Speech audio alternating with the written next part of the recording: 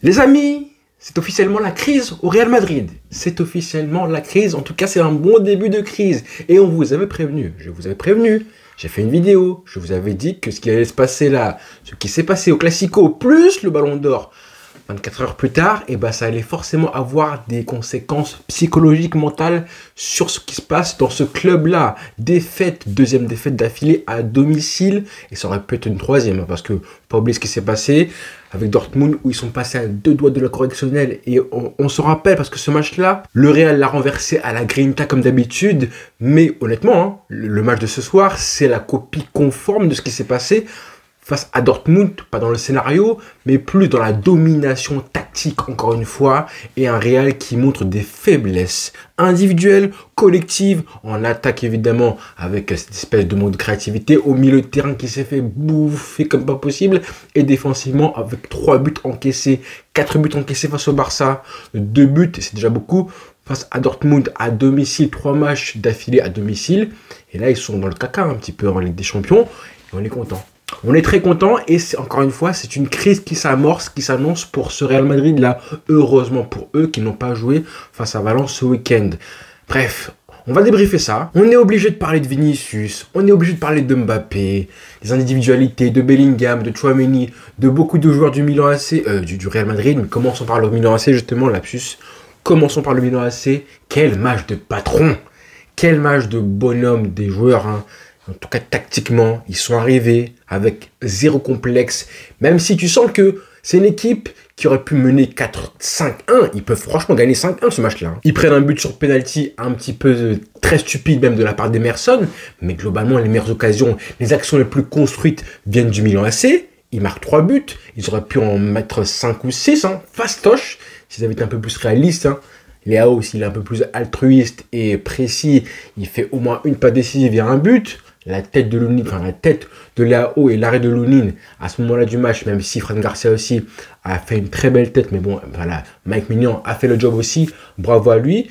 Loftus-Cheek aussi, en fin de match, a un face-à-face, en tout cas un centre très beau de Théo Hernandez, et Loftus-Cheek ne fait pas le bon geste malheureusement, mais globalement, ils auraient pu terminer ce match avec une manita. J'aurais été un petit peu jaloux, hein. J'aurais été un petit peu jaloux qu'ils finissent le match avec 1-5 ou un score fleuve comme ça, parce que le Barça méritait, voilà, le Barça a fait 4-0 et méritait mieux aussi. Bref, bravo aux Milanais qui ont fait un match de bonhomme. Malick Thiaw qui marque le but du 1-0, qui a bouffé défensivement Mbappé, Vinicius. Il a fait un match, je me suis dit, mais c'est pas possible, c'est Baresi, c'est Costa Curta, c'est Maldini. Ça, c'est un match de Ballon d'Or, même si t'es défenseur, je m'en fous. Hein, Vinicius, ça c'est le match de Malick Thiaw, c'est un match de patron. Alors tactiquement, on a vu les problèmes habituels du Real Madrid et la pauvreté de Carlo Ancelotti. Et je suis désolé d'appeler ça comme ça, mais c'est le cas, c'est une pauvreté tactique. Du début à la fin du match, tu mets Modric titulaire, c'est bien, enfin déjà, mais tu le sors beaucoup trop tôt. Et en plus, qu'est-ce qui se passe à la mi-temps, après une prestation absolument dramatique de Tchouaméni, qui est fautif sur les 2 buts. Les 2 buts, c'est lui, le premier but. On ne sait pas ce qu'il fait au marquage. On ne le sait pas trop. Et le deuxième but, il faut voir, hein, le deuxième but, c'est vraiment un scandale de voir Tchouaméni qui passe le ballon, qui rend presque le ballon à l'adversaire dans sa moitié de terrain, à lui en plus, avec une nonchalance. Et en plus, il lève les bras comme si genre, c'était de la faute de son coéquipier. Et ensuite, il est en retard en plus sur le ballon, le centre. Et il est en retard sur les AO, parce que c'était le numéro 6. Tu dois venir au duel, au renfort. Et tu es en retard, non seulement sur les AO, mais en plus sur Morata. Bref, la totale, forcément, il est sorti à la pause. Et heureusement qu'il est sorti par Carlo Ancelotti à la pause. Sauf que qu'est-ce qui se passe? Ancelotti, il fait sortir Modric. Et il fait rentrer Camavinga, jusque-là tout va bien, plus Brahim Diaz. La seule réponse de Carlo Ancelotti pour répondre au problème du Milan AC qui mène 2-1 à la mi-temps, c'est faire rentrer Camavinga et Brahim Diaz. Aucune consigne tactique. Face à Dortmund, ça s'est bien passé parce qu'à la Grinta, en fait, la seule réponse que le Real peut proposer pour renverser les matchs, c'est pas le football posé, ça va être de la Grinta, le mental, un but qui va changer la rencontre. Et c'est arrivé, hein, malheureusement, c'était hors jeu à 3-2 en fin de match. Tu sais que justement, si le Real marque ce but du 3-2 là, ça va changer la rencontre.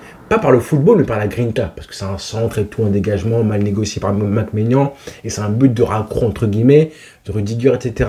Mais sinon, il n'y a rien en fait. Le Real n'a pas de quoi proposer un football construit pour marquer un but quand il est mené au score comme ça. Et tu sens que ça commence à être la panique en fait. Donc je persiste à dire que là, ils sont en crise. Ce qui s'est passé là, le Classico et le Ballon d'Or, les effets, vous les voyez là sous vos yeux les amis. Et on est content. Maintenant, on va parler individuellement. On va commencer par le presque Ballon d'Or 2024, à savoir Vinicius. Parce que maintenant, je vais l'appeler comme ça. Ton match, écoutez, t'as frappé au but plusieurs fois. Il était au duel face à Emerson Royal. Et franchement, c'est pas assez.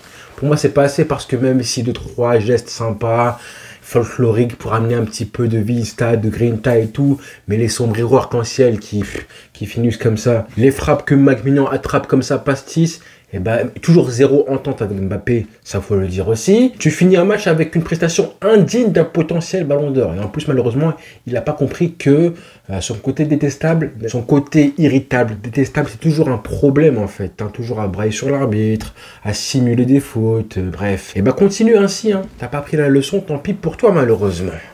Maintenant, parlons de Kylian Boulard. Match complètement insipide, mais ce qui m'a fait rigoler moi le plus, c'est que la presse on a parlé du fait que Ancelotti voulait le replacer pour ne pas qu'il soit en numéro 9, trop proche de la défense centrale, qu'il ait un petit peu plus d'espace sur un côté à gauche. Il y a Vinicius, Benzema parlait aussi en disant que Vinicius, côté gauche, c'est indétrônable, donc joue à ton poste de numéro 9 et surtout oublie ce poste à gauche. Qu'est-ce qu'il a fait Ancelotti? Il a parqué côté droit, un petit peu dans le demi-espace droit. Comme à l'époque, quand il avait 18-19 ans, là, au PSG, à Monaco et tout, que tu jouais un petit peu à droite en équipe de France. Sauf que bon, aujourd'hui, c'est vrai que ça fait un petit peu bizarre parce que c'est supposé être un joueur vraiment dominant sur tout le terrain, électron libre.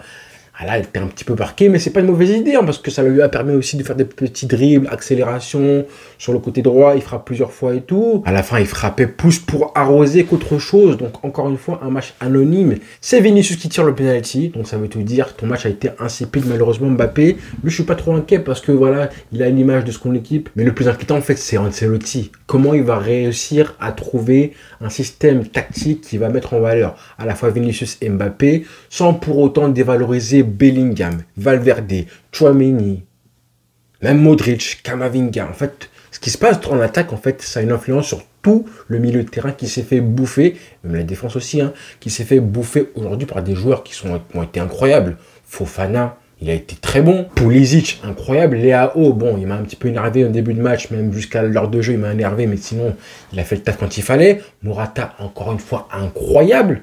Rudiger, Militao, peu importe, dos au but, il se retourne, il dévie, il fait les passes, il guide l'équipe. Quel joueur, mais quel joueur, en plus il marque, il s'excuse même pas. Donc bravo les mecs, hein. Franchement bravo. Lounine qui a fait ce qu'il pouvait, hein, parce que franchement, plusieurs fois il aurait pu se manger des buts encore plus que ça. Mais je pense que lui aussi, il a été traumatisé par le Classico, en fait. Le 4-0, là, ce qui s'est passé, le premier match qu'il a joué Lounine, le 4-0, à Dortmund, il n'était pas là. Hein. Il se blesse lors de ce match-là, Courtois. Et après ça, tu sens que l'équipe est affectée. C'est la crise au Real. Et il faut en profiter parce que Ancelotti n'a absolument pas les réponses.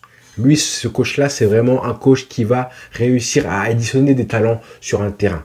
Faire en sorte que les joueurs se sentent bien, à l'aise et leur donner le maximum de liberté. Mais dans les matchs comme ça, justement, où justement tu es sous pression, il y a une petite crise qui couvre sur l'équipe, où tu dois revenir à des bases simples collectives, et bien les bases collectives, elles sont où en fait? Il n'y en a pas. Il n'y en a tout simplement pas. Quand ton équipe souffre, quand ton équipe est en crise de jeu, de résultats, et ben en général, tu te reposes sur des choses qui sont des repères solides. Soit le jeu, le collectif, soit les individualités. Et évidemment, le plus rassurant, c'est en général de se reposer sur le collectif. Sauf que là, il n'y en a pas au Real, et que les joueurs, individuellement parlant, et ben, ils sont aussi en manque de confiance. Les Vinicius, je ne le reconnais pas là. Je ne le reconnais pas par rapport au visage qu'il a montré il y a 15 jours, 3 semaines, face à Dortmund en deuxième mi-temps, il y a un monde d'écart. Donc qu'est-ce qui s'est passé? Le Classico. Bellingham invisible, pareil. Mbappé, bon, j'en ai déjà parlé. Tchouaméni, pareil, on en a parlé. Modric, qui était le seul joueur de ballon dans l'équipe, et ben elle a 39 ans, on va pas lui demander non plus de faire des miracles. Hein. Donc ça commence à être chaud, hein, parce que là, 2 défaites quand même.